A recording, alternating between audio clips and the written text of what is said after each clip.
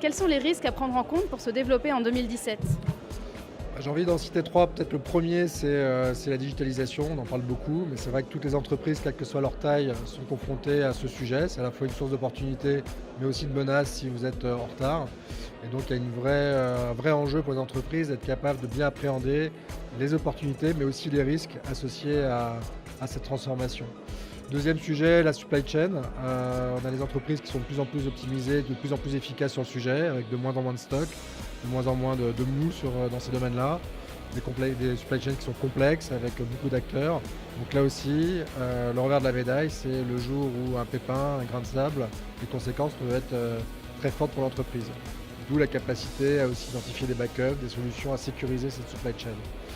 Et puis peut-être troisième sujet, l'international aussi. Les entreprises se développent aussi de plus en plus facilement à l'export, quelle que soit leur taille aussi. Et donc elles se retrouvent avec tous les risques associés à ça, le risque de crédit, les risques politiques, les risques de change. Donc là, rebelote, l'objectif c'est aussi de bien les appréhender, de bien les prendre en compte dans les processus de décision au moment où on décide d'aller dans tel ou tel marché. Concrètement, que peuvent faire les PME pour s'y préparer ? Eh bien, c'est ce qu'elles font de plus en plus, c'est de mettre en place un process un peu formel de pilotage des risques. Donc ça consiste à, de manière régulière, au niveau des comités de direction, se poser ces questions. Où sont mes expositions? Quels risques je suis prêt à prendre? Quels risques je souhaite au contraire réduire?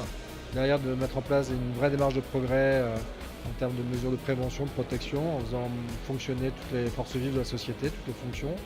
Et puis derrière, d'être capable aussi de tracer, traquer les résultats, de les mesurer, donc être dans une vraie démarche de pilotage. Merci beaucoup.